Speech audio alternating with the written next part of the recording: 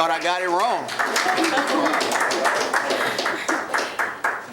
In the name of Allah, the Beneficent, the Merciful, I bear witness that there is only one God who came to us in the person of Master Farrakhan Muhammad. I further bear witness that the most honorable Elijah Muhammad is our exalted Christ, and that the honorable Minister Louis Farrakhan is our divine reminder and our midst. And I greet the beautiful people of God, and the greeting was peace. Assalamu alaikum. Man, give Brother Lawrence a round of applause. It's good in this world when you see so much going on against women, about men degrading women, and just the talks like the feminist movement and all of this kind of stuff, to walk into a space where you are divinely respected.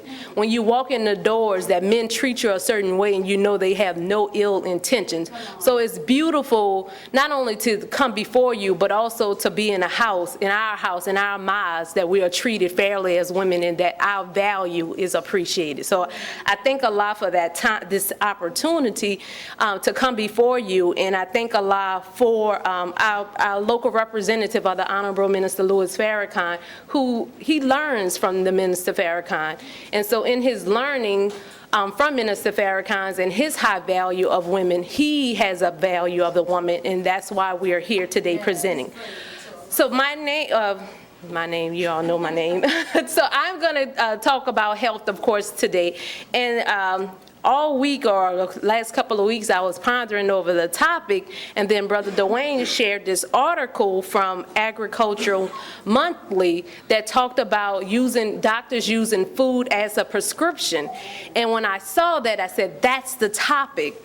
Although it's not a novel approach, years ago I ran a community health center, and we had started something like this, where we actually got the prescription pads, and the doctors and the nurse practitioners were prescribing that, but we took it a step further. We opened a farmer's market so that the community could not only get the prescription, but they can go right down the street to get that prescription filled at our farmer's market. But this particular study that Brother Dwayne shared with us, it talks about how Medicare and Medicaid did a study. They did 2 studies on food as prescription. So in one group, they gave them money, or the insurance group provided 30% of the cost for fruits and vegetables.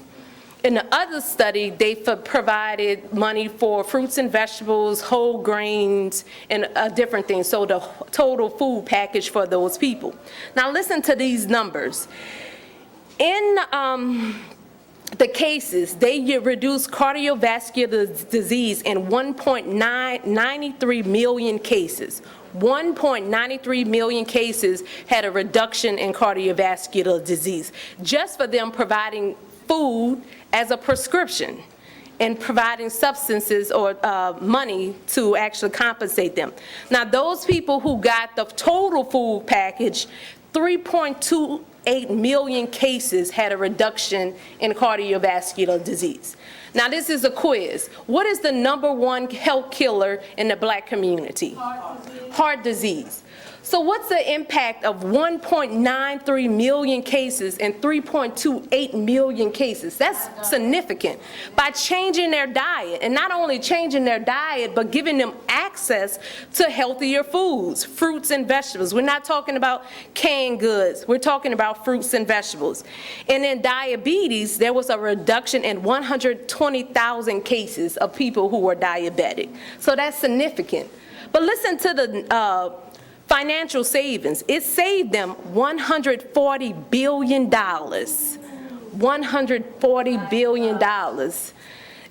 Huge, right? Yes, ma'am. So this is something, once again, is not novel, it's not new to us, because of course in the teachings, we are taught to eat fruits and vegetables and eating 1 meal a day. But one of the things that I want to share with you, they're talking about a prescription. How many of you have prescriptions? And you know, prescription, that's what doctors give when they diagnose you with something. They give you a prescription and the medication to go to Walgreens or wherever you're going to do to get it filled. So how many of you have gone to the doctor before and been prescribed a medication? Raise your hand. So most of you. And how many of you, after being prescribed that medication, listened to your doctor and actually got it filled and took the medicine? Yeah, I know. So let's do this. Let me say this as well. I'm a huge proponent of going to the doctors. I'm a huge proponent, if they give you a diagnosis and they give you the prescription, to research that prescription. Everything that they prescribe might not be good for you, and so we have to do our own research. My daughter and I recently went to the doctor, and she gave this whole thing, and I was like, I really have to question doctors that only give you a medication, don't ask you what you're eating, what you're putting in your body. She knows nothing of what we've been doing. So you're giving me a medication and you don't even know the cause of it. So and then she said, you'll be taking this medication for 6 months. So then I'm backing off too, because what are you doing? You're treating me something, I'm gonna have to use it continually. You're not curing me. So I'm asking you to raise your hands, but I'm not by any means that's saying that every time you go to the doctor and every medication that a doctor gives you is okay. But the point is, what benefit would it be? How many of you will be taken aback if you went to the doctor and he diagnosed you with diabetes or this, and he told you, here's a prescription, go to the pharmacy, go to Walgreens and pick up your bag of fruits and vegetables, and your insurance company will pay for that? How many of you would like that kind of doctor? Yeah, that's a difference, right? So just thinking of that mindset, because we trust our doctors. If they're going to tell us something, they went to 8, 12 years of training, so we are thinking that they're doing what's best for us. And so we know that Dr. Leem shared with us that in medical school, they only have one nutrition class. So they're not trained. But we're not going to leave them off the hook. So after they get that degree, they are required annually to get more training. And there are institutions, like there's one called the Center for Mind and Medicine. It's only for doctors, where they are actually trained on using food as medicine. So they can go and get more training to learn how to do it. And did you all know that this very weekend there was a conference called Health Meets Food, where doctors were going and learning how to cook food to use it to treat their patients. So there are people, there are doctors who are doing their due diligence to make sure they heal their patients, as opposed to just dishing out prescription medicine. So we as people, we need to be more conscientious of what it is that we're doing when we go to the doctors. We have to be that patient that's advocating on our behalf. You can do like me, you just take the prescription and you just slide it on. Thank you for the diagnosis. Thank you for the diagnosis. Or you can challenge them. So dear sir, I know that chocolate is the reason for me to have this problem. Why aren't you recommending that I stop eating chocolate? Why aren't you recommending that I do something other than? Why are you giving me a pill to treat something that I'm doing badly to myself? That's something that we have to be mindful. I know I only have a few moments, so let's just talk about what can we do. Now, we're going to talk about today about the lifestyle that we're given by the Most Honorable Elijah Muhammad and the Honorable Minister Louis Farrakhan. And of course, in this lifestyle, we have how to eat to live. And there's a lot of beauty in that. We're taught that as MGT that we can either be healers or we can be killers in the kitchen. And so brothers and sisters, we have to take the advice or take the messages that have been given to us and change our lifestyle. So here's some short things that you can do from moving from a healthy, unhealthy lifestyle to a healthy lifestyle. So I want you all to do this. Think about your favorite junk food. Get it in your mind. Whatever it might be, chocolate chip cookies, potato chips. Everybody have it? Everybody have that favorite junk food in your mind? All right.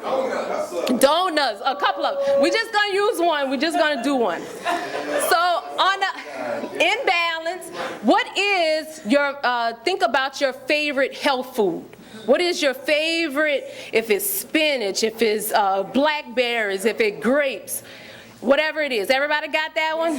Okay, it wasn't as high as, I mean, everybody was smiling and bubbling over that.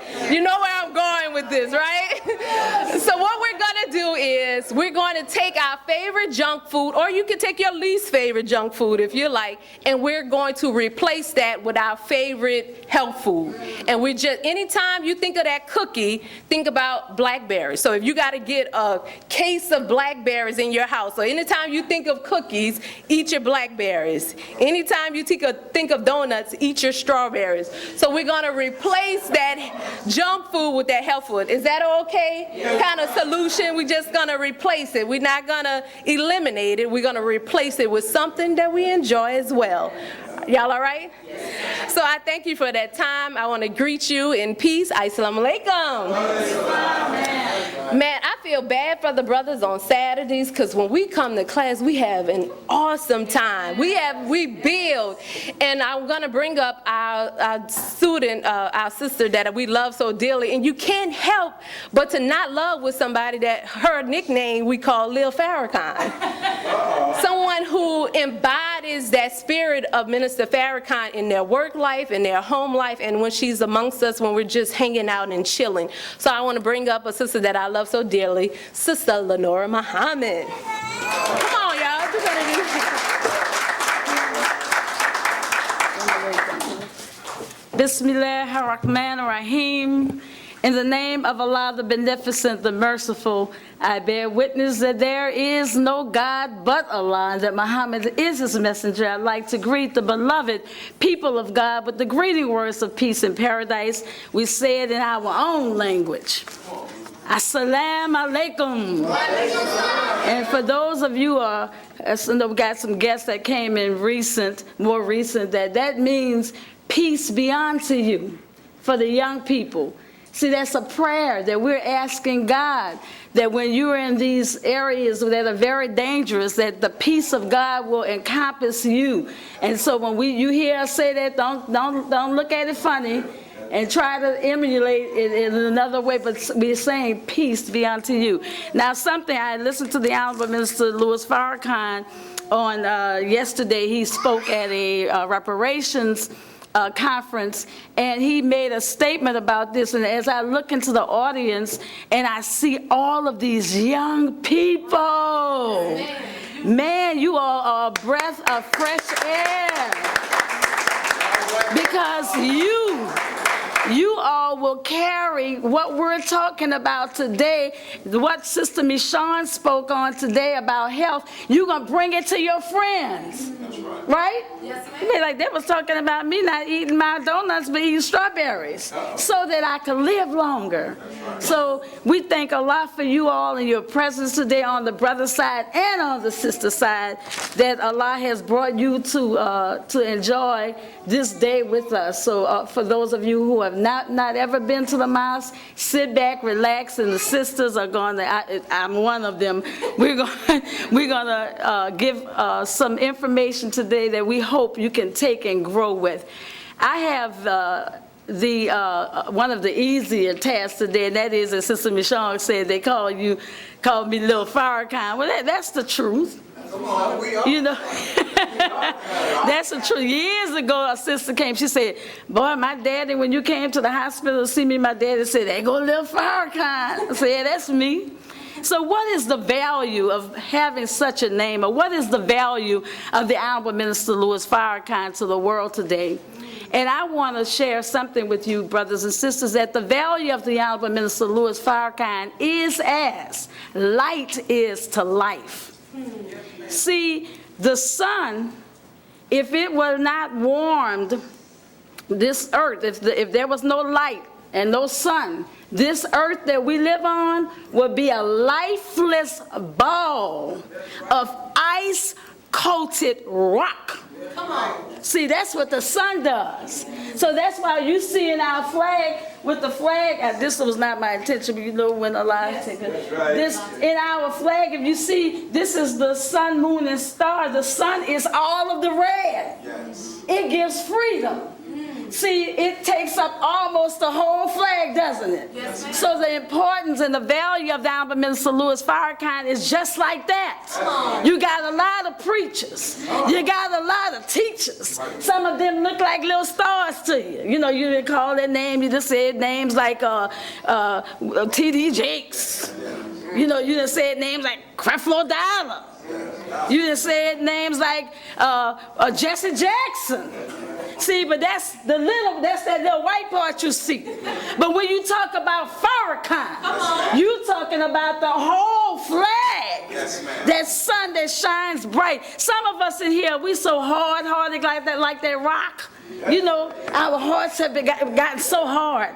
We like ice coated, like a hard rock. But see, when that sun also does, it generates an atmosphere that we're able to live in, so there are plants growing. The sun gives light to those plants, so that those plants allow us to breathe in oxygen, which is essential to life. So some of you who are hard-hearted, stiff-necked, and rebellious, when you hear the words of the Honorable Minister Louis Farrakhan, it will warm your hearts. It will cause you to grow like those plants. It will help you to live a life that is pleasing to Allah God, so that you may have life on this earth. You know, brothers and sisters, light travels at a rate of 186 miles per second. Now, I know some of y'all like me, y'all drive fast. You know, you go 80. I want you to imagine this, how rapid this light is. See, you go 80, 90, and like me, some of y'all might try to touch 100 now. No, I don't do that. I'm going to say like 99.9. But so when you and I are touched by this rapid speed of light, if you all know that in the Final Call newspaper, how many of you familiar with the best minister on the planet, which is the Final Call newspaper? Y'all familiar with that paper? Are you all familiar with an article that is written weekly by a brother named Brother Jabril Muhammad? You familiar with that article? The title of that article, I want you to hear these words, is Farrakhan the Traveler. Light does what? Travel. So we're talking about the S-U-N of man and the S-O-N of man, who when his words travel through your ear, goes into your mind, your brain, down into your heart, so that you are able to grow like the vegetation, stage after stage, until you reach your eventual perfection. See, that is what the sunlight does. That's the value of the sun, and that is the value of a man in our midst. In the Holy Quran, and I don't have the chapter, but I'll try to cite it as best as I can. Bismillahir Rahmanir Rahim. In the name of Allah, the Beneficent, the Merciful. Y'all know that the star is a light, right? Yes, ma'am. It's called the star. By the star, when it sets, your companion, see, you didn't know you had a companion, you thought that was your old lady. But see, you thought that was your old man. But see, there's a companion that's closer to you than your jugular vein. How many of your husband closer to you than your jugular vein? Let me hear you. Your husband, your wife. You got a mate like that? Oh, brother said his mate is closer to him as his jugular vein. Well, then you must have met an MGT. So you must be with an MGT. I hope it's your wife. But so this companion errs not. So he says, man, err, E-R-R-S, errs not, meaning in your sight. You might see a lot of people do a lot of things. They may be doing some wrong things, but God in the Holy Quran, it says that blessed are the sins of a man that God hides. So some things that are worthy of death, but in this companion of yours, he don't err like that. That's right. Nor does he speak out of desire.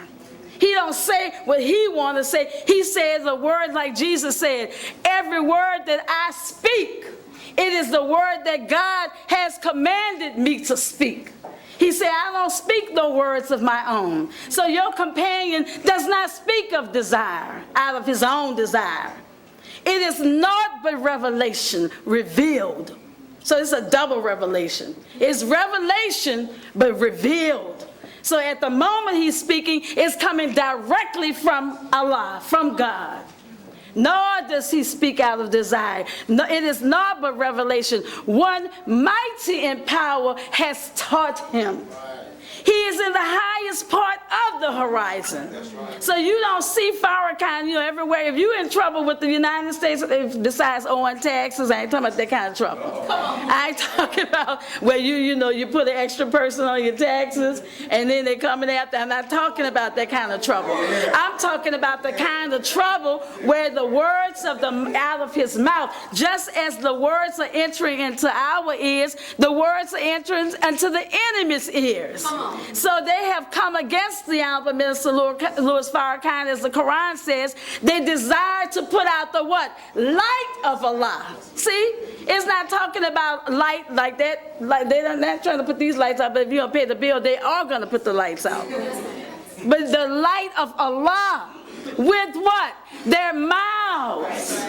So all that you hear, you saw them take him off of Facebook. But he's all over everywhere. It looked like it tripled the attention that the people has given to the Honorable Minister Louis Farrakhan. I was everywhere I hit last night. Farrakhan. I said, well, is he really off Facebook? Is he really off of Twitter? Is he? No, he's not. Because Allah is going to what? Perfect his light, though the disbelievers be averse. Right? Now y'all hang in here with me a few more minutes. The Honorable Minister Louis Farrakhan, brothers and sisters, this is it's an easy but yet a very strenuous way to try to talk about a man who has done everything for you, who has opened up the blinded eyes. See, I'm like Paul and say, I was blind. I don't know what you're talking about. You can tell, you can put out as much propaganda as you like. But he said, all I know is that I was blind and now I see. So his testimony wasn't built upon what others said about him, because each and every one of us will have to, every knee is going to what? Bow. Every tongue will confess that the Honorable Minister Louis Farrakhan is in fact a man of God, but not just a man of God, but the chosen servant of God for us at this time. Praises be to Allah. The Honorable Elijah Muhammad on 3 occasions said some words about the Honorable Minister Louis Farrakhan, brothers and sisters. On one occasion he said, brother, you are not valuable, but more valuable to me than 1,000 airplanes with 1,000 head of sheep on every plane. Then on another occasion he said, brother, you are more valuable to me than a truckload of diamonds, not diamonds. Y'all didn't get that. You young people don't get that diamond thing. That was back in the day, when your diamond wasn't too big. It was just called a diamond. And then, not lastly, but another occasion, the Honorable Elijah Muhammad told the Honorable Minister Louis Farrakhan, brother, you are more valuable to me than all the wealth that is in the earth. For that wealth was here when I came, and I'm going to leave it when I'm gone. But through you, I'm going to get all of my people. So brothers and sisters, we're not finished, but I want you to open up your ears. Let the light of God come through your ears, into your mind, and down into your heart today. And receive this sister. I'm going to be leaving you as I came before you in the greeting words of paradise of Assalamu alaikum. That was my time, I don't know. And I'm going to bring before you, as our sister captain said, that in class we just have an awesome time. And it's like time to leave and we don't even want to go. Now you got to get there for 9 o'clock. That was hard. Getting up on the Saturday, when you used to go to the garage sale, and when, that's good. I was going to use that system, but thank you. Yeah, maybe I could end that. I did end already, so we'll leave it like that. That was a book I was supposed to. Yes, ma'am. Defending Farrakhan. Y'all got to get it. All praises are due to Allah. Like I said, it's hard enough getting up and go to clay because we work all week, some of us, and so we like that Saturday, we used to like go to the garage sale, and we used to go do things, clean the house, but no, these women and myself, all praises are due to Allah. I thank Allah so much that we choose to get up and come in to get some more light from the Lord of the worlds through his servants, his words, and his guidance for us. So this sister, she could gather a crowd at any time because her words and what she has to say is always so powerful and so make you reflect right away. And so as I listened to her more and more, my captain told me yesterday, Sister Lenora, come on and get your stuff and get it on up. Because I was in tune with the sister. And I was listening, and I was opening up and expanding my breast as she began to share some of her experiences, and just was so blessed to be in her company as usual. And I know you all are gonna just get ready. Yes, ma'am. And receive our sister to this rostrum, Sister Malaika. Bring on to the rostrum, Muhammad. Assalamu alaikum.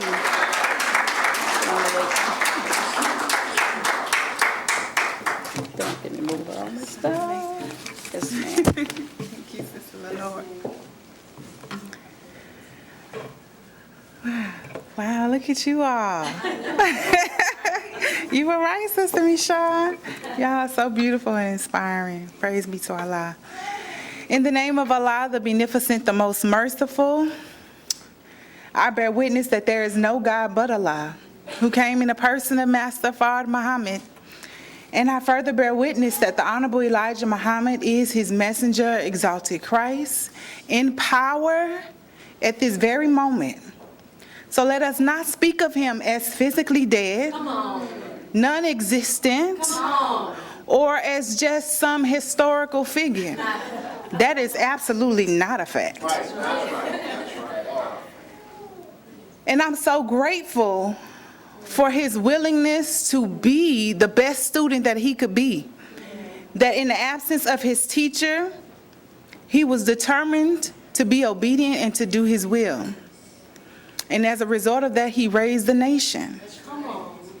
A nation that will never fall again, so we don't have to really worry about that now, do we? And I'm so grateful to Allah for the Honorable Minister Louis Farrakhan, who even in a time of despair and darkness, when all that he had known and he had invested his life and his heart, his actions, his energy, and he had sacrificed for was no longer existent, that he held fast to the faith and the belief that was in his heart. And he stood back up to raise this nation again, and if it were not for his sacrifice, I surely would not be here. None of us would be here, and none of us would be able to say that we heard the words, that we heeded the call, and that we are willing to stand up in this time, in this dispensation of time, and do the will of God. So I'm so eternally grateful for the Honorable Minister Louis Farrakhan. I can never thank Allah God enough for him. Praise be to Allah. And I thank our local representative of him, Brother Willie Muhammad, for having the heart and the mind to put the woman at the forefront, so that the world can have an opportunity to bear witness like we bear witness on a daily basis that God has come. Because you know God has come when you see a woman like you see in the Nation of Islam. Nothing exists like it on the face of the planet. So, brothers and sisters, it is in the name of these three mighty men of God, these gods. Yes, come on. Let's just call it like it is, right? These gods that I greet the believing family in the ancient greeting words of peace, or as Sister Lenora says, our language. Ownership, right? We have to take ownership of our language of Assalamu alaikum. Wa alaikum salam, ma'am. And as she said, it simply means peace be unto you. And that is what my prayer is for each and every one of us and all that are under the sound of my voice. I am so nervous. Because, you know, this is a weighty task. Yes. You know that you're not coming up here over yourself. Not at all. And the struggle of the human being in the journey to be one with God is to subdue the ego, subdue the personality, and create space for God to occupy us, that we may be bearers of witness to his wisdom.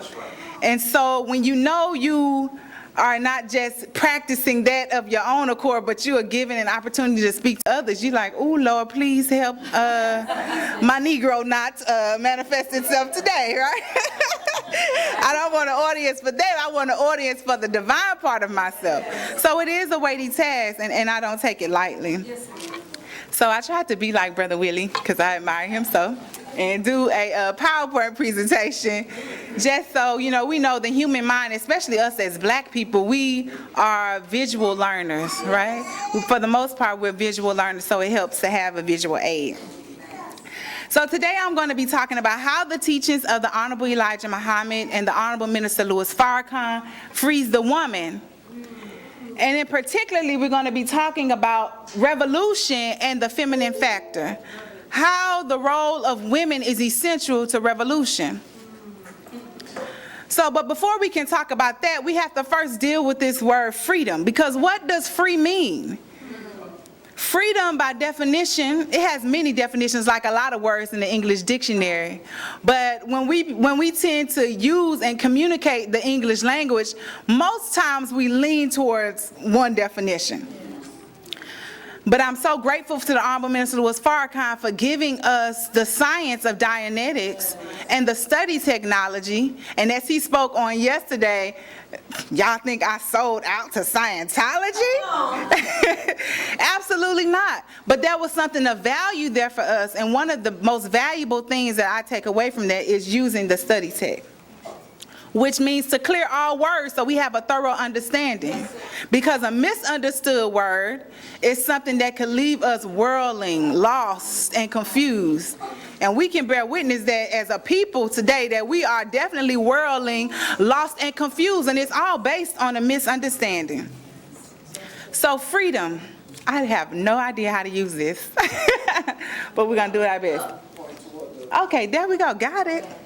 Freedom is the absence of subjection to foreign domination or despotic government. The absence of subjection to foreign domination or despotic government. So we know that we're dealing with foreign domination. That's exactly our reality, because who are we? We're taught by the Honorable Elijah Muhammad that who is the original man? The original man is the Asiatic black man, the maker, the owner, cream of the planet Earth, God of the universe. But when you look around at the world that we live in today, we are absolutely not living in the reality of God, but we're living in the reality of Satan. So we are surely being subjected to foreign domination, domination by one who is not in accord with God. And when we deal with despotic government, what does despotic mean? It basically means tyrannical. So in the Holy Quran, it says God came to set down every tyrant. Yes. A despot is a ruler or other person who holds absolute power, typically one who exercises it in a cruel or oppressive way. And so we can all bear witness that that's been our experience for the last 6,000 years, even beyond our dispensation of being slaves in this wilderness of North America, that we have been treated cruelly and under a tyrannical rule. Yes, ma'am. And you know, oftentimes for us when we're dealing with black women and we talk about the role of women in revolution and our reality, experiencing slavery or cruelty or oppression, many of us, because of the way that the world is constructed, we typically, when we think about our personal experiences and what we've experienced of cruelty and oppression, we oftentimes say, well, ain't no white man ever did me nothing directly, right? Most of the cruelty that I may have experienced or oppression has come from the black man. But I want to say to us that we have to be very careful about how we view this circumstance. Black women and our relationship to black men. And truth is rooted in the hidden reality of God, the misunderstood word, not understanding what the reality of God is. And that line of conversation about black women and black men and our relationship being somewhat of a tyrannical experience wouldn't even exist if we knew who we were and how we are supposed to operate as one. Because we said when we collectively are Allah God, right? So the oneness of Allah God, them, us. In Genesis 5:2, it reads, male and female created he them and blessed them and called their name Adam. Well, in this instance, we're going to say Atom, A-T-O-M, because we know that Adam doesn't necessarily deal with us, our reality as a black man and woman. But male and female created he them. So this deals with the oneness of Allah. That in the beginning, we're talking about Elijah Muhammad, that in the beginning, she always existed. She was with God and in God before the sun even came into existence. So when we deal with the idea of foreign domination and despotic government, it's inexclusive of this idea that the tyranny that we experience at the hands of our black men is really coming from them.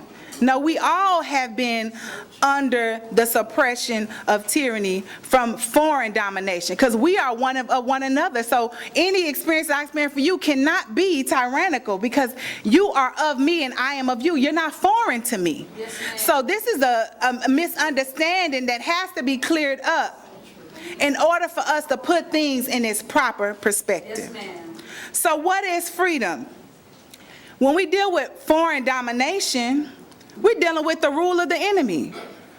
Not just the rule of the external enemy, but being ruled by our lower desires, being ruled by matter or physicality versus being led by the spirit. All of these are forms of foreign domination, which eludes us from really experiencing freedom. Now, what does this have to do with the teachings of the Honorable Elijah Muhammad and the Honorable Minister Farrakhan? Exactly, it has everything to do with it. Because when we understand what freedom really is, then we can have a clear understanding of what it is that we need in order to meet that freedom face to face.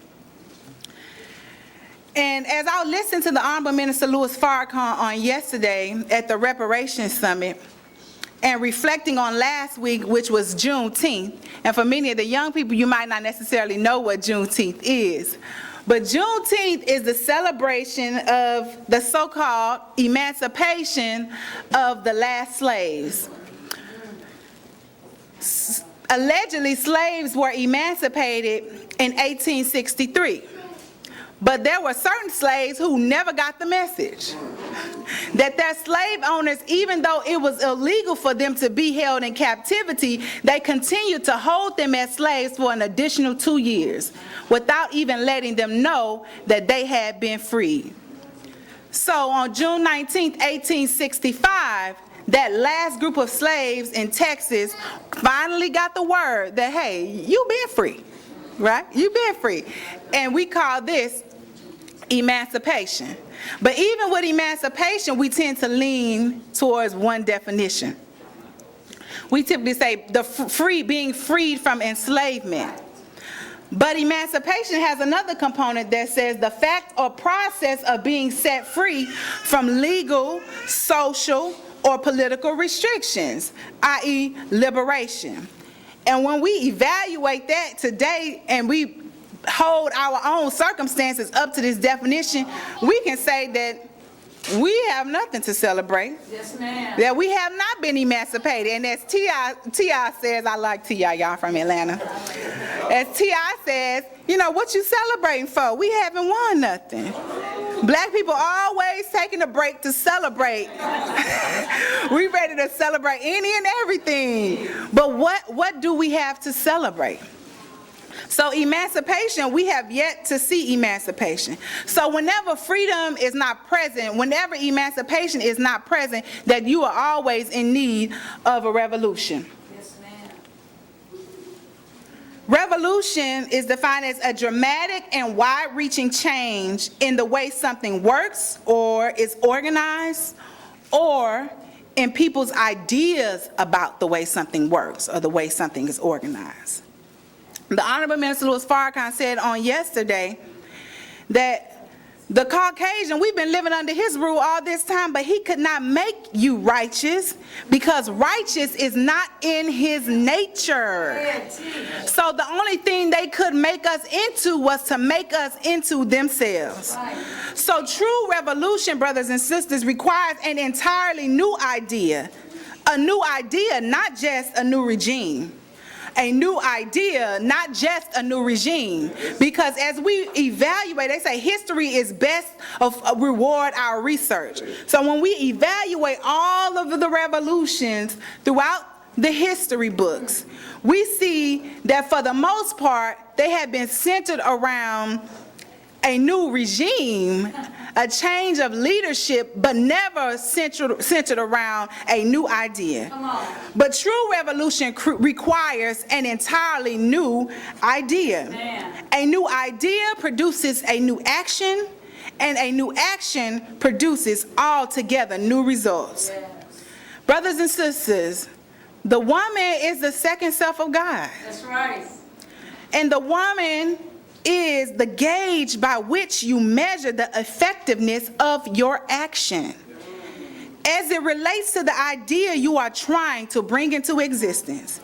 If the action changes and the idea is still of old, then you will know when you look at the woman in her condition. If you see no change in her, then the idea hasn't changed essentially. Women today, when we see revolution at the forefront, women's rights, all of this social change, women today are becoming the central theme around social change, and in a lot of ways the head of social change, and rightfully so, because as we know, she is the measurement. But we are definitely on to something with that. But the question we have to ask ourselves is whose idea is she carrying? Something so profound when we did the testimony with Brother Rashad Muhammad, he said something that stuck with me. And he said, the only knowledge that we have ever possessed in this reality has come from the sphere of the influence and the idea of the devil, the idea of the enemy. So when we question God, where is the question coming from? From what body of knowledge is that question coming from? Because the only idea we can come up with in our mind is coming from the knowledge that was given to us by him. Yes, ma'am. This is the world that we live in. Yes, so unless a new idea comes into the world, anything produced, whether it comes from the mind of a woman or a man, will fall short of the intention of God and what he has for this time that we're living in. Yes, ma'am. Revolution, that's what we're talking about, brothers and sisters. So I want to deal quickly with the past because we're dealing with the rights of women. You see Black Lives Matter movement, black women are at the forefront of that movement. We see the Me Too movement, a black woman at the forefront of that movement. We see the battle against police brutality and injustice and racial profiling. We see black women at the forefront of that movement. Black women at the forefront of the civil rights and the civil war in the Sudan. Black women at the forefront of war and calling into existence a change. And so this is not new to us. When you're dealing with warrior women, when we're dealing with pre-colonialism, you have our sister Queen Nzinga of the Angola people, Yai Santiwa of the Ashanti, and I'm going to say Ashe because we don't speak of those who have passed before us as dead. Yea, they are alive even if we know it not. Dahomey of the Amazons, right? These were warrior women who took up arms and were on the forefront, the forelines. Queen Nanny of Jamaica, who led a revolution in that area. The Haitian Revolution, women were on the forefront of that revolution. We're dealing with Harriet Tubman, fighting for to free the slaves, and Sojourner Truth. Women are at the forefront of all of those revolutions. Yes, ma'am. And this information comes from an article entitled Warrior Women, Women in Armed Resistance Throughout the Diaspora. And this is a powerful thing when we are motivating ourselves and inspiring ourselves to fight for the rights that we deserve as women and to fight for the rights that we deserve as a people. We always look to our ancestors to inspire us, because we've been in this fight for a very long time, right? Yes. For a very long time. Yes, ma'am. But it's important when we think about revolution, the essence of what it means right now, that we don't have a misunderstanding. We know that a new idea has to come in order for revolution to truly take place. So we honor our ancestors, but we have to examine, because when I was reading this information and just my heart being filled with the knowledge of how powerful we are as women, I couldn't help but to notice that Queen Nzinga of Angola, the enemy still took over. After she laid her life down on the front line, they still lost control of their territory to colonialism. Ya Isantiwa of the Ashanti, warrior woman, but the golden stool was still captured by the British. The homie Amazons, they were still annihilated. Queen Nanny of Jamaica, we know, we have been to Jamaica, right? We see the condition of Jamaica today. They are still to this very day being controlled economically by the British. The Haitian Revolution, even though we won that revolution, we can see the condition of our people still in a deplorable condition. Harriet Tubman and our sojourn here in North America, all praises due for her and her sacrifice. She had to kill her own husband in order to free a slave, to free thousands of slaves. But still to this very day, we are suffering under the rule of white supremacy in North America. So a new idea has to come. Yes, ma'am. And we can even evaluate the Chinese Revolution. The Honorable Minister Louis Farrakhan is always speaking to us about Mao Zedong and the Cultural Revolution, because the angle that he took in order to bring freedom to his people and to bring a change was something so very different. Yes. He didn't wage civil war on the people. He decided to use culture as a tool to change the idea and the mindset. But once again, when we look at the measurement that is the woman, it gives us the real reality of how successful that revolution was. So when we examine the Chinese Revolution of Mao Zedong, where the concerns of women took a central theme, much like today in the United States, yet in truth, when you evaluate the result and the condition of women post that revolution, it provided no real resolution for the suppression and oppression of women and femininity. All they experienced was oppression by a different name. And in an article by Wang Zhang, who is a professor at the university in Beijing, the article is titled "The Annihilation of Femininity in Mao's China: Gender Inequality and the Youth During the Cultural Revolution." Now, the Honorable Ms. Louis Farrakhan just said how valuable the youth are to a revolution, and how we know how valuable the women are to bringing in a new world. But when we evaluate the condition of the women and the condition of the youth post this cultural revolution, we see that a revolution truly did not occur because of their condition. Even though practices like prostitution and foot binding and brothels were annihilated swiftly by the government, what we saw happen in China was that women were corralled into factories. The idea of equality and sameness became convoluted. There was no consideration for her femininity, and therefore women now were working some of the most brute jobs, still being underpaid, undervalued, and rather than being brothels being legal, they were just being kidnapped off the street. Right? And so we see this happening in America today with the feminist movement. So many of us as black women have gotten wrapped up in this feminist movement, and we believe that that is the way for us to obtain our rights and our privileges as women. But yet, the same thing that happened in Mao's China, we see happen today in the United States. Women being forced into the work field, we think that that means that that's how we obtained our rights, right? And although outright sexism in some respects are not present, we have been made to think that if we take off our clothes, right, then that gives us freedom. Sex trafficking is one of the highest grossing industries in the United States of America and in Asia as well. So we see that a revolution has not truly occurred because we can look at the condition of the woman and look at the condition of the youth and see that nothing has changed. So again, a new idea has to come, a new action in order to get a new result. Yes, ma'am.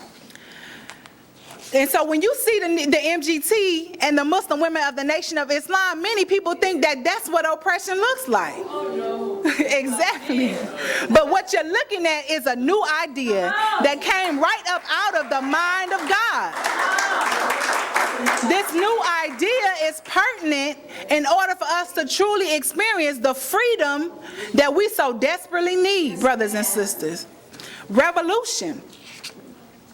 So the Honorable Minister Louis Farrakhan says that the home is not a woman's place, it is her base. That's right. Come on. Her place is wherever her gift will take her if she is free to be who she really is.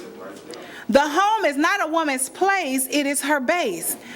So again, here goes the study tech. I'm like, well, what does base mean? Let me, because we think we know what something means, right, until we look into what does base really mean?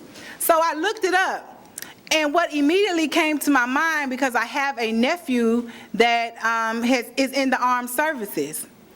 And as our brothers in New York, the drill team, the mighty FOI in New York has been recently using the cadence in their drill, this is the military, right? So I began to evaluate that word base from the understanding that we are the army of God, that God has organized us in a certain way that is very intentional.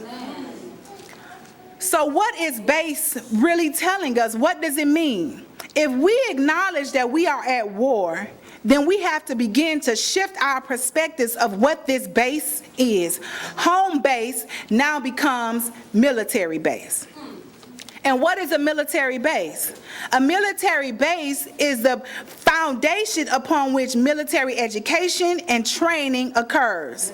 Military education and training is a process which intends to establish and improve the capabilities of the military personnel in their respective roles. It begins with recruit training, and it proceeds to education and other training in specific roles as well. So as I began to reflect on this, I thought about this powerful book that we are given when we come into the Nation of Islam. This is our supreme wisdom lessons. And at the beginning of MGT class, we always recite our question and answers. Yes, ma'am. And when we go to question and answer number 13, what does it read? It says, what is the meaning of Lu and Cap? Answer, captain and lieutenant. The duty of the captain is to give orders to the lieutenant, and the lieutenant's duty is to teach the private soldiers, also train them. So when we're dealing with the home environment, the captain is the head of the household, the man, right? And when we're dealing with the lieutenant is the woman. She's the teacher and the trainer and the manager. And in this respect, the children are the private soldiers or the military personnel, the recruits for training. See, we're talking about revolution and the role of woman in revolution. We don't have a lightweight job. This is not just cooking and cleaning and making pretty clothes and, you know, gaining the adoration of the world. No, this is not what God had a plan for us. He came so that he can make all things new, to bring in the kingdom of God, to establish a new world, right? So we're talking about home base or military base. A new military education and training. So the primary form of military training is recruit training, as we said. And what's so interesting is The objective is to ensure that all recruits are re-socialized. That word. It involves, training recruits involves the various conditioning techniques that re-socializes trainees into the military system. It ensures that they will obey all orders without hesitation and to teach them the basic military skills. And when we deal with re-socialization, what does that mean? We need to be re-socialized, wouldn't you say? Look at our condition as a people. Are we or can we even say that we're truly social when we can't live in communities and neighborhoods with one another without seeing rampant violence and abuse? Right? So we need to be re-socialized. As Brother Ben X says, you know, someone came on his page and said, "You are brainwashed." He said, "You're right, I'm brainwashed. I need my brainwashed." Look at our condition as a people. So we've been made to think that social conditioning and re-socialization is a negative thing. However, it's the very thing that our enemy has used on us for the last 6,000 years to degrade us from God to, I don't like to say that word, but as from God to Negro, right? How did we get here? Because this is not how God created us. We were re-socialized and conditioned to be and behave as we are today. So re-socialization is a sociological concept that refers to the process of mentally and emotionally retraining a person so they can operate in a new environment. And it involves changes to an individual's attitudes and behaviors. So again, that's that result. There's not a new idea if there's not a new result. If the behavior hasn't changed, if the attitude hasn't changed, if the movement hasn't changed, then we can't say that a new idea has come and therefore there is no revolution, brothers and sisters. We can be on the front line with picket signs all day long, but if we don't see a change in attitude, a change in behavior, then we are not involved and engaged in a true revolution. We're looking for a new idea. Right. So, this new retraining, this is the job, right, of the lieutenant. This is what happens on a military base. So the Honorable Minister Farrakhan said, home is not your place, it's your base. This is the role that we've been given as the women of God. Now, an oppressed woman can't function in this capacity. She has to be imbued with a spirit, with a knowledge that's so high that she has the ability to teach someone else to do what it is that she's learning. They say the sign of a good teacher is that she can make her student to supersede her own capabilities. So there's no lightweight woman that is given the responsibility of running a military home base. And it's another interesting thing is that because this military base thing took me into a deep, deep wealth of knowledge, there was another component to this where you have different types of military home bases. And one of them is considered what they call classified as complex bases. Complex bases are considered complex because they are able to provide food, water, and other life support necessities for their inhabitants while under siege. Brothers and sisters, we are at war and we are most definitely under siege. So not only did God come to make home our base, to give us the capability to recondition and change the minds, the spirits, the attitudes, and behaviors of our people, He intended to make us managers of complex bases, that you will find food with us, as it says in the Holy Quran. Yes. So her Lord in the Holy Quran, Surah 3, verse 36, talking about Mary, the mother of Jesus, Maryam, the example for all women. Our mosque in Chicago is named after her, Mosque Maryam. Yes, ma'am. So her Lord accepted her with a goodly acceptance and made her grow up a goodly growing, and gave her unto the charge of Zacharias. So she had a captain, right? Someone she received orders from. And whenever Zacharias entered the sanctuary, or we could say the military base, the home base, he found food with her, sustenance, And he said, "O Mary, whence comes this to thee?" And she said, "It is from Allah. Surely Allah gives to whom he pleases without measure." So God didn't intend to just make an ordinary woman, right? He intended to develop women that had sustenance with them, who knew how to make Allah sufficient, who were in a place, a space, a mindset, had the heart to be able to receive revelation from God, so that when people came into her presence, they could receive food from her, sustenance. She was a complex being, right? Not just some ordinary woman. And as our regional minister, Abdul Muhammad, says, a woman is a puzzle wrapped in a mystery, wrapped in an enigma. She is the second self of God. She is infinity, ever revealing herself. She is indeed complex, right? And when we are ourselves, truly when we are ourselves, like it says, the Honorable Minister Farrakhan says, her place is wherever her gift will take her if she is to be who she really is. So the question is, who is she really? Is she just your wife, brother? Is she just a cook and a clean? Is she just an educator? Is she just a babysitter? Is she just something to look at? No, she is a complex being. She is the one who is responsible for training the nations. She is the heart of the revolution. Without her, there is no revolution. So we are taught what to store in our houses, for a time of want is drawing near. The wisdom of God. Brothers and sisters, when we evaluate the annals of time, the woman was considered to be an oracle. You always found food with her. When you sat at her feet, she will reveal to you things about yourself, about the environment, about what she saw coming in the future, about how to protect you and to protect her children and to protect her nation. See, these are the gifts that will take her.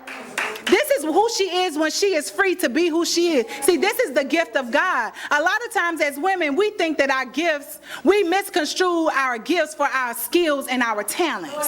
Right? No, a skill is something that you acquire, that you labor for, right? That you pay a fee and you go to a school and they give you a degree in exchange for you sitting in a classroom in exchange for tuition. See, that's a skill that you acquire. A talent is something that you have to develop over time, right? You might have a seed for that talent sitting in your heart, but if you don't nurture that, if you don't water, if you don't practice, you will never reach perfection in that talent. See, those are talents and skills, but a gift is something that comes with you from the beginning. A gift, God is the giver of gifts. So her place is wherever her gift will take her if she is to be who she really is. So God came to give us a new idea so that we could be who we really are, and that the gift that he has placed inside each and every one of us will not just be a gift unto ourselves, a gift unto our families, a gift unto our children, but will be a gift unto the world. She is to be a vessel through which the word of God comes. Because unless she is a vessel through which the word of God comes, how is she going to be the inspiration and involved in the process of mentally and emotionally retraining anyone? If she doesn't have anything new to give, how can she retrain anyone? So we have to be in a space to clear the way, brothers and sisters. What are we going to do to clear the way so that our women, the women that God intends to raise and to allow us to be the heart of the revolution, where we can birth new children, where even more ideas can come forth, right? Because this, like we said, the womb of the woman is through how Allah answers our prayers, through the children that come through her womb. That's right. Right? And every science says that while a woman is pregnant, if she decides to learn Chinese, you know what happens? The baby that's in the womb now has the synapses already aligned in the brain, regulated. The tracks have already been laid for that baby to be efficient at learning and speaking that language.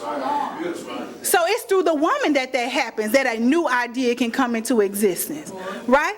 So if the way is not cleared for her to be able to sit and rest in the reality of who she truly is, then how will the gifts from God truly flow through her to manifest themselves on the planet? She is the revolution.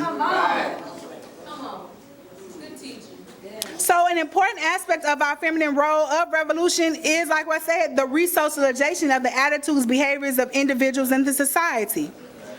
When we know God and embrace the functioning of Allah in the feminine form, the true reality of who she is in the feminine form, then we are automatically equipped with that which resocializes by nature. Her very being, her very presence will resocialize. And the MGT can bear witness. When we walk into any room with this garment on, it shifts the very atoms in the atmosphere. People begin to pull up their pants. Women begin to pull down their dresses. A man who may have never opened a door a day in his life, the spark of God is ignited in his being, and he begins to move differently. He begins to speak differently. He could just have been saying, "What up?" You know, that word. But as soon as you see him, he remembers the word ma'am, or sister, or queen. He doesn't speak that way. But her very being, her very presence resocializes the attitude and the behaviors. So we are not some lightweight woman. This is why the uphill road for the woman is set in wearing the garment. But it's not just talking about the physical garment. It's not, yes, the physical garment is a sign. And we, as I said, we are a visual people. So when we see the woman in this garment, we know that something has just happened. That God has entered the room. Right? Exactly. So it's a resocializing. When we are Muslims in our homes, when we are Muslims everywhere we go, we are shifting the very atmosphere and environment. God is at work today, and he gave us an exact supreme science. Not some shot in the dark, not some shooting of dice and you hope that it lands on 7-Eleven, as they say, right, I think. That's not what we have here. We have an exact science. It's right and exact, because God knew what he is, and he knows us better than we know ourselves. He is the creator of life. Yes, he is. And he is the evolver of everything in existence until eventual perfection. He's closer to us than our jugular vein, as she said. So what is this new environment that we are to be resocialized for? Resocializing one another to function in. It's the kingdom of God, brothers and sisters. The hereafter. And the Honorable Elijah Muhammad said, for my followers, the hereafter is now. It's right this very moment. The very moment you come into contact with another believer, you are in the hereafter. Your whole environment is shifting. Your whole aura, your energy is shifting. Everything about that is shifting. You are in the hereafter now. And brothers and sisters, the hereafter is coming whether we are acceptable morally to God or not. It's coming whether we are physically capable of breathing the very air of the new environment or not. It's coming. So what we have to know, that revolution is not just, like we said, change of political regime, change of an outfit. We're not just dealing with a gubernatorial election or a presidential election or a congressional shift from Democratic to Republican. We're not just dealing with House resolutions and bills. We're not even just dealing with a new world order. We're dealing with a cosmic shift on an atomic and cellular level. That means if you and I are to survive, the very functioning of our body has to adjust to the new knowledge so that we can even live in the new environment. The scripture says that young children's hair will be turning gray. People will be just falling out, having a heart attack, dying on the spot. Is that some mystery God thing happening? No, that's because we are God is constantly evolving the human being until eventual perfection. Did you know that there's an article I just read that says that scientists have discovered that our DNA can evolve? They have just now discovered that there is a such thing as a 4-stranded DNA. So typically, we have been conditioned and educated to think that our DNA had 2 strands. Right. Wow. But God is constantly revealing himself and evolving us to eventual perfection so that we can truly be elevated into the, he said, ye are all God's children of the Most High God. How is he able to control the weather? How is he able to cause rain and hail and earthquakes? How is he able to hear the thoughts of 10 million, 4 billion people on the planet at the same time? Does he have the same components? Are we there yet? As it says, no. He has to evolve us to eventual perfection. So that information says that now a new DNA structure inside,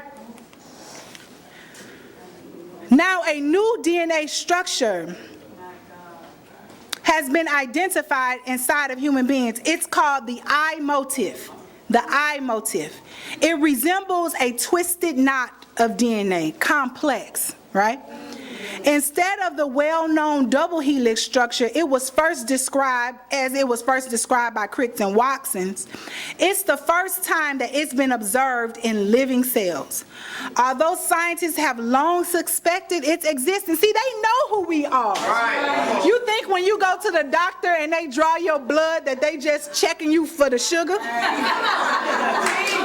They know that we are the original man. You think when you go in there and you decide you don't want to carry this baby to term and the fetus is aborted, you think they don't use that material? See, they see value in us when we don't even see value in ourselves. They know who we are. They know that the black man and woman is the original man, that the black man and woman is God. And the only way they can even begin to rationalize their little brains around the reality of God is to study you and I. So they knew that this exists because they had observed it in cells that were not living. How did they know this? But now for the first time they have observed it in living cells, and scientists know for a surety that it is a fact. It's an exciting discovery, they say, but just as with so many others regarding our DNA, scientists aren't really sure how to identify what biological function it serves. Right? They don't know what it does. It's just there, like they tell you your appendix is just there and it doesn't do anything. So if your sides start hurting, just take it out. Right. You know, they don't know. They don't know this structure that God has created. It belongs to us. We are the originator of the blueprint. See, now we just have to learn how to maximize the blueprint that God has given us so we can see the power of who we are truly manifested in the world. So they don't know what the biological function is, but it must serve some purpose, they say. Just because we lack the knowledge of it doesn't mean that it doesn't serve a purpose.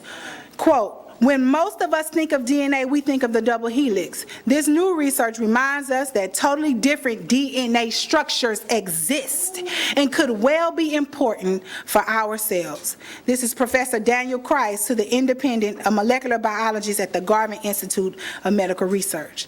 So, they know that different DNA structures. And see, we keep allowing them to sell us on this idea that we're all the same. Yes. That all people are the same.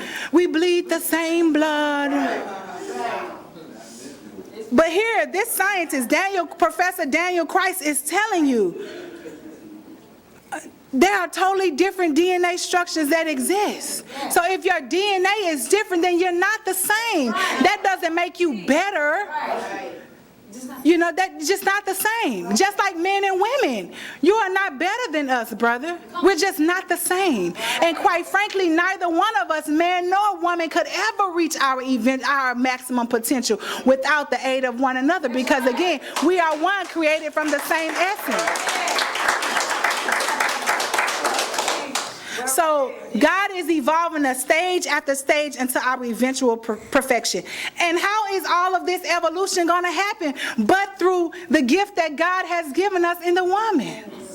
When it says he stored the best part of himself in her, because the only way he can evolve into eventual perfection, which is his ultimate aim and purpose from the very beginning. He wanted to perfect himself. There's no way for him to do that without the agency of a woman. So woman is central to the revolution and the evolutionary process of creation. How merciful of a God that we have, that he knew our condition, and that he came to give us that which we need in order to be able to survive the transition of the old world and the coming in of the new world. See, on yesterday, the Honorable Minister Farrakhan talked about reparations. And see, that's the conversation for today. Because whenever you begin to talk about freedom and revolution, you have to deal with reparations. Because we know that we have been lost from ourselves, that we have been damaged. We have, and justice, God is the God of justice. Right. So in order for Eve to see us, there has to be justice. And reparations is an important component for that. But I'm here to tell you, brothers and sisters, that the teachings of the Honorable Elijah Muhammad is your reparations. It is your reparations. We want justice. Yes, we want justice, but how do you even know what to ask for if you don't have a new idea? If God doesn't come into, we'll just ask for the same old thing. And we've been asking for the same old thing that's so easy peasy, and they still have not given it to us. Yes, all day. And I mean, I don't really want a mule anymore, but I'll take it. If you giving it, can you please give me my mule? No, it's not going to happen, because again, as the Honorable Minister Louis Farrakhan said, again, hey, look, he cannot make you righteous because righteousness is not in his nature. See, we have to stop. We just gotta stop, y'all. For real, we have to stop. We cannot we cannot have God expectations in Negro situations. Okay. See, justice and loyalty is a godly thing. These are divine concepts. So someone has to have the heart of the divine to be rooted in righteousness to even consider giving you justice. And that's not even in his nature. So it's no way possible. It's a mathematic impossibility for him to give you justice. So that's why God had to come himself to give you a new idea, so that you would even know what justice looked like. The teachings of the Honorable Elijah Muhammad is your reparations. And quite frankly, it's the only reparations you're gonna get. It's the only reparations you are going to get, brothers and sisters. And we don't need them to get it. God already came. So you don't, and again, we talked about a new idea, a new action, and a new result. Okay, look, I was born in a Pan-Africanist, Pan-African Orthodox Christian environment. That is the environment that I grew up in. Many of the people in that environment, it's just certain aspects of this teaching that, they don't know how to handle.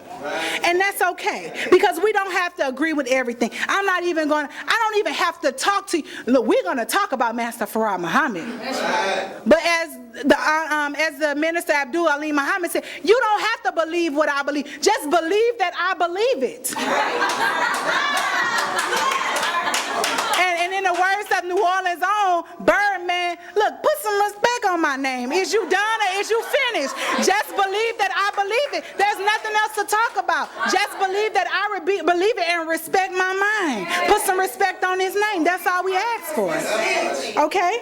So we don't even have to talk about that, but we can bear witness that a new idea came because we move a different way. You know an FOI when you see one. It's a new motion, a new attitude, a new spirit, a new way in which he deals with his children, a new way in which he loves his wife, a new way in which he walks in the community, how other people respect him. You know that a new idea came. You have to bear witness to that, because look at the results of these teachings. So you don't have to believe what we believe. Just look at the results.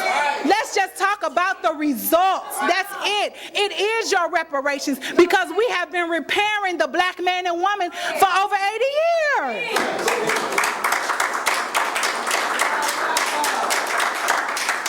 Anything other than that is a lie. You just don't want to deal with the truth. But as we said before, it doesn't matter if we are morally acceptable or not. It doesn't matter if we're physically capable of surviving in the hereafter or not. It's coming in whether you like it or not. This is universal change, cosmic change. Scientists will tell you the very atmosphere is changing. The sun is changing. It's getting hotter. Yes, they can call it global warming if they want to. So, okay, what you gonna do? If it doesn't stop, if they don't pass the environmental bill and we get more money to do whatever to stop it, if that never happens, because we know the white man will never give us justice because he's not righteous or capable of understanding what justice is, so it won't happen.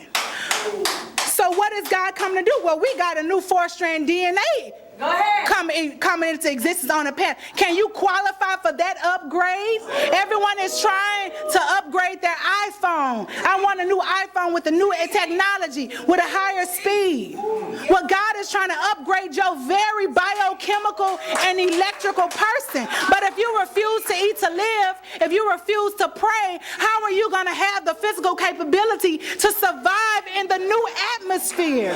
See, this is not spooky. We're not talking about a spooky God. This is science and mathematics, brothers and sisters. Science and mathematics. And the white man is constantly, every day, bearing witness to the depths of the teachings of the Honorable Elijah Muhammad. The question is, are we willing to listen? Are we willing to listen? How strong is your foundation? How strong is your faith? Will you survive? That is the question. The feminine factor in revolution is essential. Brothers and sisters, a thorough knowledge of ourselves is what's going to free us. That's it. We have to have a new idea. We have to know what to do, how to move, how to speak, what to eat, what to pray for. And what's required after you pray? To get up and to do something. We can pray all day. I believe it was Frederick Douglass that said, I prayed, and I'm not quoting, but I prayed 1,000,000 prayers, but it wasn't until I got up and did something that God answered my prayers. So a thorough knowledge of ourselves is what frees us. It's what connects us back to our Creator. It gives us access to our gifts that we may be helpers in the cause of establishing the kingdom of God through the wombs of our minds and through the physical wombs of the woman. Yes, yes, yes. If for whatever reason we don't make it, brothers and sisters, if for whatever reason, because God is on his own time. This time right here, we can say it's 1 o'clock, 12 o'clock, 11 o'clock, and then next week, Sunday, we don't know what time it's going to be. They might decide to move the clocks back, and it's 30 days in this month, and the next month is 31 days and a half, and then every couple of years they add another extra. We don't know what time it is. The only way we are able to say what time it is now is because God came and told us what time it is. He said it's nation time. It's time for us to be free. It's time for us to be made anew. It's time for us to do for self, to get up and establish something for ourselves and our children. Yes, yes, yes. If you don't do it, what's going to happen? Because you ain't going to be able to tell the black man and woman to stop making children. No. So they're going to be here. That's right. They're going to be here whether we do something for them or not. So, but we have a responsibility and an obligation. Yes, ma'am. So if for whatever reason, whether we don't qualify, whether it happens beyond our lifespan, whatever reason, we're not here. Our job as women and our role in the revolution is to lay a base, to teach and to train, to socialize the environment to the new idea. And at least we can say that we did our job, that we stood up, that we understood the vision of God, that we were willing to put ourselves in the army of God, to line up and to do what we can do in order to lay the base for this new generation. This new generation of light bearers and leaders for tomorrow. Because God said he doesn't really need us. We can be willing. We can be willing. It's to your own benefit if you're willing, but if you're not, he will bring about a whole new people. There have been many instances where a mother may have been on drugs, lost of the knowledge of herself, but she gave birth to a child, and you wondering, how did that happen? How did that happen? Because God, we are the workshop of God. We have a certain level of control if we are in submission to the will of God. But his kingdom, the hereafter, is going to come about whether we are in compliance or not. So let's do what we can. Let's be unafraid. Every war, every revolution requires bloodshed and sacrifice. And so often we are, as black people, we are so willing to shed blood. We want to be a martyr, right? We want to be a martyr. I'm going to stand on the front steps of the Capitol with my rifle, and I'm going to just wait for somebody to shoot me so people can remember my name in the history books. Well, that's the easy part. It has to be done. Some people will have to give their lives and their blood to be shed for the cause of revolution and for the cause of freedom, but that's the easy part. Come on. Sacrifice your nafs. And even in spirituality, you see in African spirituality and even in Islam, these ideas of sacrifice exist. These ideas of sacrifice exist. When we make Hajj, the animal is sacrificed as a sign of our willingness to sacrifice that which we love. It's not about the ritual, the physical sacrifice of the animal. What does the animal represent? They oftentimes sacrifice a sheep or a goat. Well, if you know anything about a goat is an ornery animal. He is disruptive, destructive, stubborn, as Sister Lenora taught me the other day. Plays entirely too much. Like this term, kidding around. We're always kidding around. We're so wrapped up in sport and play. Well, God is asking you today to sacrifice those things. Sacrifice your sport and play entertainment. Sacrifice this idea of stubbornness and our unwillingness to unify, to always want to butt heads with our brother and our sister as we see the ghosts do. What does that sacrifice represent? In Ifa or Vodun or African spirituality communities, oftentimes you see in their rituals, they'll sacrifice a chicken. Well, what does that mean? Is it just sufficient for you to cut the neck of a chicken? No, what does a chicken represent? A chicken is a fearful animal. He's so afraid you can't even step your foot without him running away. You can actually scare a chicken into having a heart attack. Yes.